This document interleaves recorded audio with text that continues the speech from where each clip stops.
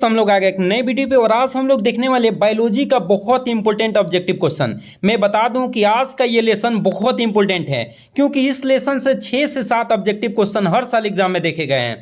क्योंकि ये लेसन बहुत बहुत बहुत इंपॉर्टेंट है। अगर आपके भी मन में ऐसे सपना है कि 70 में 70 अगर बायो में लाना है, अगर आप चाहते हैं कि 35 में 35 आपका ऑब्जेक्टिव सही हो जाए, तो वीडियो स्किप करके मत जाइएगा, पूरा वीडियो वॉच करके जाइए। मैं यकीन के साथ कहता हूं कि इस लेसन को देखने के बाद इस लेसन से एक भी ऐसा ऑब्जेक्टिव नहीं आएगा जो आपसे छूट जाए। इसलिए पूरा यकीन के साथ आप वीडियो को देखिए और बिल्कुल आप बेहतरीन करेंगे। एग्जाम में जो भी ऑब्जेक्टिव आएंगे 35 में 35 आप सॉल्व करके आएंगे। ऐसा अगर सपना है कि 35 में 35 ऑब्जेक्टिव सही कर देना है तो उसके लिए पूरा वीडियो वॉच करके जाइए, क्योंकि ये बहुत बहुत बहुत इंपॉर्टेंट चैप्टर लाए हूं। और इस लेसन का नाम है लेसन नंबर 6, मोलेकुलर वंशागति का आणविक आधार। इस चैप्टर का नाम क्या है? वंशागति का आणविक आधार। लेसन नंबर 6 है, ये बहुत इंपॉर्टेंट चैप्टर है। ताइए हम लोग देखते हैं एक एक करके क्वेश्चन। देखिए पहला क्वेश्चन क्या दे रखा है कि केंद्रक में मिलने वाले अम्लीय पदार्थ डीएनए की खोज किसने की? देखिए केंद्रक में मिलने वाला पदार्थ जो कि अम्लीय पदार्थ है, जो डीएनए है, इसकी खोज किसने किया था? तो ऑप्शन क्या है? पहला ऑप्शन है क्या वाटसन, दूसरा ऑप्शन है क्रिक, और तीसरा है फ्रेडरिक मिसर, और चौथा है क्या सभी? तो मैं बता दूं कि इसका राइट आंसर होने वाला है फ्रेडरिक मिसर। मैं बता दूं कि केंद्रक में मिलने वाला अम्लीय पदार्थ जिसे हमने डीएनए बोला है, उसकी खोज 1869 ईस्वी में फ्रेडरिक मिसर नामक वैज्ञानिक ने खोजे थे, और इसका नाम उन्होंने क्रोमेटिन दिया था। क्या नाम दिए थे? क्रोमेटिन। क्या नाम दिए थे? क्रोमेटिन। याद रख लीजिएगा कि डीएनए में मिलने वाले अम्लीय पदार्थ की खोज किए थे, जिसे हमने डीएनए बोला है, उसकी खोज कब हुआ था? 1869 में। कौन किए थे? फ्रेडरिक मिसर किए थे, और उसका नाम क्या दिए थे? क्रोमेटिन दिए थे। बहुत इंपॉर्टेंट है। यहां से 3-4 क्वेश्चन आ सकता है। पूछ देगा क्या कि डीएनए खोज कब हुआ? तो डीएनए खोज कब हुआ? 1869 ईस्वी में। कौन किया? फ्रेडरिक मिसर। और उसका नाम क्या रखा था उन्होंने? क्रोमेटिन। याद रखना है। ये 3 क्वेश्चन मैं यहां पे बता दिया हूं। अगले क्वेश्चन पे आ जाते हैं। देखिए क्या है कि सभी जीनों को आरएनए के रूप में व्यक्त करना क्या कहलाता है? कहलाता है व्यक्त अनुक्रम घुंडी, जिसको ईएसटीएस बोलते हैं, अनुक्रम टिपरी, और बीएससी, और सभी। तो मैं बता दूं कि इसका राइट आंसर जो होने वाला है वो होने वाला व्यक्त अनुक्रम घुंटी। ये बहुत इंपॉर्टेंट है। पहला ही ऑप्शन बिल्कुल क्या है? सही है। अगले क्वेश्चन पे आ जाते हैं। अगला क्वेश्चन देखिए क्या है, इनमें से कौन सा नाइट्रोजनस बेस डीएनए में नहीं पाया जाता है? मतलब कौन सा नाइट्रोजन क्षार है जो डीएनए में नहीं पाया जाता? तो पहला ऑप्शन है क्या? थाइमिन, दूसरा यूरासिल, और तीसरा है ग्वानिन, और चौथा है साइटोसिन। तो मैं आप लोग को बता दूं कि इसका राइट आंसर है क्या चीज? यूरासिल। यूरासिल जो होता है वो आरएनए में मिलता है। यूरासिल किस में मिलता है? आरएनए में मिलता है। और आरएनए में क्या नहीं पाया जाता इसके बारे में बता देता हूं। तो आरएनए में थाइमिन नहीं पाया जाता, इस बात को याद रख लीजिएगा। ये आरएनए में क्या नहीं पाया जाता? जैसा डीएनए में मैंने बताया कि यूरासिल नहीं पाया जाता है, उसी तरह अगर आपसे क्वेश्चन पूछ देता है कि आरएनए में कौन सा नाइट्रोजन क्षार नहीं मिलता है, तो उसका आंसर क्या है? थाइमिन। बहुत इंपॉर्टेंट है। पूछ देगा तो आप लोग को याद रखना है कि आरएनए में नहीं मिलता है थाइमिन, और डीएनए में नहीं मिलता है क्या? यूरासिल। मैं बता दूं कि टोटल नाइट्रोजन क्षार कितने होते हैं? 5 होते हैं। एक होता है यूरासिल, दूसरा होता है एडेनिन, तीसरा होता है ग्वानिन, साइटोसिन, थाइमिन। तो ये जो यूरासिल है वो डीएनए में नहीं मिलता है, और थाइमिन जो है वो आरएनए में नहीं मिलता है। ये बहुत इंपॉर्टेंट है, याद रख लीजिएगा। एक बात मैं और बता देता हूं आप लोगों को, प्यूरिन कौन कौन होते हैं। देखिए नाइट्रोजन क्षार में प्यूरिन कौन कौन होते हैं? तो प्यूरिन में आते हैं एडेनिन, और उसके साथ साथ क्या? ग्वानिन। और 3 में बताया वो क्या होते हैं आपको? 3 जो मैं बताया, जैसे में यूरासिल, और क्या? थाइमिन, और साइटोसिन। ये तीनों पायरिमिडीन होते हैं। याद रख लीजिए। प्यूरिन कौन है? एडेनिन और ग्वानिन है। और उसी तरह पूछ देता है कि पायरिमिडीन में कौन कौन आता है? तो यूरासिल आता है, थाइमिन आता है, और क्या? साइटोसिन आता है। बहुत इंपॉर्टेंट है। अगले क्वेश्चन पे देखिए। अगला क्वेश्चन देखिए क्या है कि न्यूक्लिक अम्ल के नाइट्रोजनी बेस के बीच कौन सा बंधन पाया जाता है? जैसे में सी और जी के बीच कौन सा बंध रहता है? पूछ देगा ए और टी के बीच कौन सा बंध रहता है। देखिए मतलब सी और जी ये दोनों नाइट्रोजन क्षार हैं, ए और टी दोनों नाइट्रोजन क्षार हैं, और इनके बीच में जो ये बंध दिखाई दे रहे हैं, कौन सा बंध है? ये कौन सा बंध है? तो मैं बता दूं इसमें हाइड्रोजन बंध लगता है। कौन सा? हाइड्रोजन बंध। एक बात और मैं बता दूं, सी और जी मतलब साइटोसिन और ग्वानिन के बीच ट्रिपल हाइड्रोजन बंध होता है, और ए और टी के बीच डबल हाइड्रोजन बीच होता है। कितना हाइड्रोजन बंध? डबल। ये बहुत इंपॉर्टेंट है। पूछ देगा कि क्या साइटोसिन और ग्वानिन के बीच कितने हाइड्रोजन बंध पाए जाते हैं? तो आप लोगों को याद रखना है 3, और एडेनिन और थाइमिन के बाद बीच में पूछेगा तो कितना होता है? 2 होता है। ये बहुत इंपॉर्टेंट है। अगले क्वेश्चन पे आ जाते हैं। एंटीबॉडी, एंटीबॉडी नहीं होगा यहाँ पे, एंटीजन होगा। यहाँ पे देखिए एंटीकोडोन होगा। एंटीकोडोन, एंटीकोडोन कहाँ पाए जाते हैं? तो देखिए एंटीकोडोन पाए जाते हैं टीआरएनए पर। कहाँ पाए जाते हैं? टीआरएनए पर। ये एंटीबॉडी काट दीजिएगा, यहाँ पे एंटीकोडोन होगा। एंटीकोडोन कहाँ पाए जाते हैं? टीआरएनए पर पाए जाते हैं। बहुत इंपॉर्टेंट है। अगला ये देखिए क्या है, ओपेरन मॉडल प्रस्तावित किया था किसने? ओपेरन मॉडल को प्रस्तावित किया था वाटसन ने, क्रिक, नीरेनबर्ग, जैकब और मोनार्ड और सभी।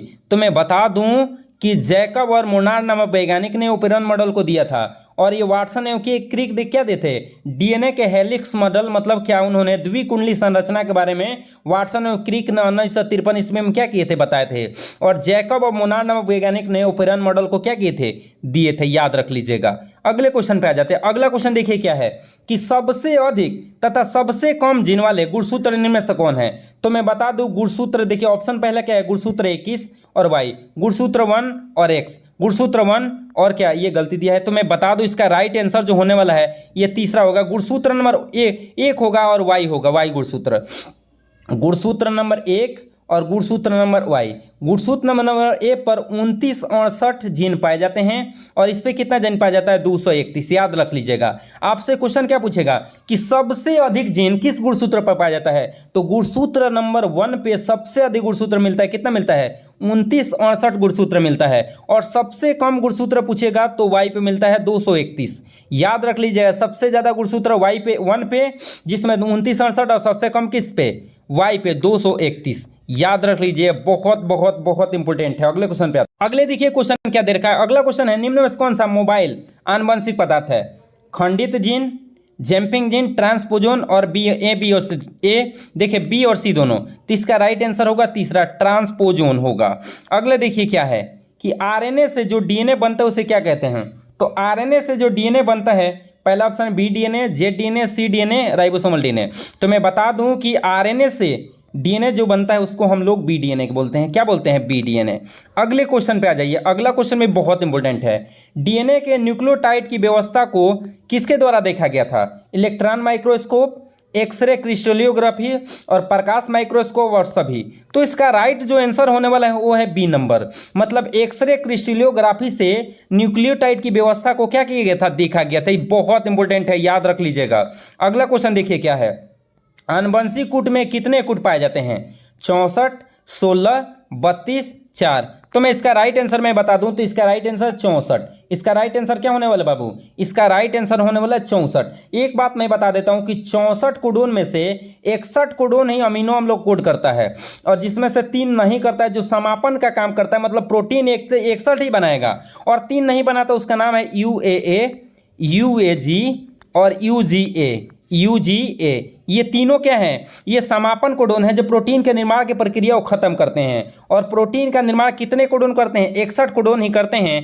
3 ऐसे कोडोन हैं जो प्रोटीन का निर्माण नहीं करते हैं, मतलब प्रोटीन निर्माण की प्रक्रिया को बंद करते हैं। वो है क्या? UAA, UAG और UGA। ये बहुत इंपॉर्टेंट है, याद रख लीजिएगा। अगला देखिए क्या है। निम्न में से कौन सा प्रारंभन कोडोन है? प्रारंभन कोडोन का मतलब मैंने अभी बताया कि 61 ऐसे कोडोन हैं जो प्रोटीन का निर्माण करते हैं। तो इसमें कोई ना कोई होगा जो प्रोटीन का निर्माण कराएगा, क्योंकि 3 मैं अभी बताया था, UGA, UAG, ये तीनों समाप्त करते हैं। तो आखिर स्टार्ट कौन करता है? तो स्टार्ट करने वाला है UAG और GUG। AUG और GUG काम को स्टार्ट करते हैं। एक बात ध्यान रख लीजिएगा, UAG और GUG काम स्टार्ट करते हैं, लेकिन याद रख लीजिएगा 90% केस में AUG करता है, लेकिन AUG कभी नहीं रहता है। उस स्थिति में कौन कौन करता है? GUG करता है। और दोनों मिथियोनिन को कोड करते हैं। किसको कोड करते हैं? मिथियोनिन को कोड करते हैं। इस बात को याद रख लीजिए, पूछ देगा AUG कौन सा प्रोटीन के निर्माण के लिए कोड करता है? तो मिथियोनिन के लिए कोड करता है। ये बहुत इंपॉर्टेंट है। अगले क्वेश्चन पे आ जाते हैं। डीएनए अणु में प्यूरिन क्षार कौन पाया जाता है? प्यूरिन में बताया था कौन कौन होते हैं? ए और जी। तो ए और जी कहाँ है? देखिए तीसरा ऑप्शन बिल्कुल क्या है? सही है। अगले क्वेश्चन पे आते हैं। अगला देखिए क्वेश्चन क्या दे रखा है। डीएनए में पायरिमिडीन पाया जाता है। तो पायरिमिडीन कौन कौन होता है? यू होता है, टी होता है और कौन होता है? ए होता है। तो मैं बता दूं ये तो डीएनए में नहीं होता है। तो डीएनए में कौन कौन बचेंगे? ए और टी। तो ए और टी कहाँ है? देखिए ए और टी कहाँ दिए रखे हैं? देखिए डीएनए में पायरिमिडीन पूछ रहा है, वो सॉरी यहाँ पे सी रहेगा क्योंकि एडनिन नहीं रहेगा। तो टी और सी होगा, पहला ही ऑप्शन होगा। मैं फिर से इसके बारे में डिटेल बता देता हूँ कि ए और जी प्यूरिन होते हैं और पायरिमिडीन कौन होता है? सी होता है, यू होता है और टी होता है। ये तीनों होते हैं। उसमें मैं बता दूं कि ये प्यूरिन है, ये प्यूरिन है, पैरामिडिन है, और पैरामिडिन में डीएनए में ये पाया ही नहीं जाता है, तो यही दोनों बचे ए और टी, सी और टी, तो इसीलिए पहला ऑप्शन बिल्कुल क्या है, सही है। अगला क्वेश्चन देखिए क्या दे रखा है। अगला क्वेश्चन मैं इसको बाद में सॉल्व करके दिखाता हूं आप लोगों को, ये क्वेश्चन पहले आप लोगों को मैं बता दूं। ये क्वेश्चन देखिए क्या है कि डीएनए में निम्न में से किसका आनुवंशिक पदार्थ है, टीएमवी, बैक्टीरियोफेज, दोनों इनमें से कोई नहीं। तो मैं बता दूं कि बैक्टीरियोफेज और टीएमवी में दोनों में आरएनए आनुवंशिक पदार्थ की तरह कार्य करता है, मतलब इसका ऑप्शन क्या हो जाएगा, इनमें से कोई नहीं। अगले क्वेश्चन पे आ जाते हैं। देखिए ये डायरेक्ट मैं सेंट्रल डोग्मा बता दिया हूं, क्योंकि यहां से क्वेश्चन आते हैं डीएनए से डीएनए बनेगा, यहां पे दिखाई दे रहा है डीएनए से डीएनए बनना, मैं यहां पे दिखाई दे रहा है, देखिए डीएनए से डीएनए बनने की प्रक्रिया क्या कहलाता है, तो प्रतिकृति कहलाता है। क्या कहलाता है, प्रतिकृति। प्रतिकृति कैसे कहते हैं, डीएनए से डीएनए बना, देखिए ये डीएनए से डीएनए बना है, उसको रिप्लिकेशन बोलिए, प्रतिकृति कल बोलिए, बहुत इंपॉर्टेंट है। अगला देते हैं डीएनए से एमआरएनए बनना, ये क्या कहलाता है, अनुलेखन कहलाता है। क्या कहलाता है, अनुलेखन। देखिए क्या कहलाता है, अनुलेखन कहलाता है, जिसको हम लोग ट्रांसक्रिप्शन भी बोलते हैं। अगला क्वेश्चन क्या है कि एमआरएनए से प्रोटीन का बनना क्या कहलाता है, ट्रांसलेशन, जिसको अनुवादन भी बोलते हैं। बहुत इंपॉर्टेंट ये क्वेश्चन दे देता है, समझ रहे ना, ये ऐसे क्वेश्चन दे देगा कि डीएनए से डीएनए बनना क्या कहलाता है, तो मैंने अभी बताया प्रतिकृति, और डीएनए से एमआरएनए बनेगा उसको अनुलेखन, और एमआरएनए से प्रोटीन बनेगा उसको क्या बोलेंगे, अनुवादन। चलिए तो आज के लिए इतना ही रहने देते हैं, इसके आगे हम लोग कल पढ़ेंगे। मिलते हैं कल, meet you tomorrow guys, thank you.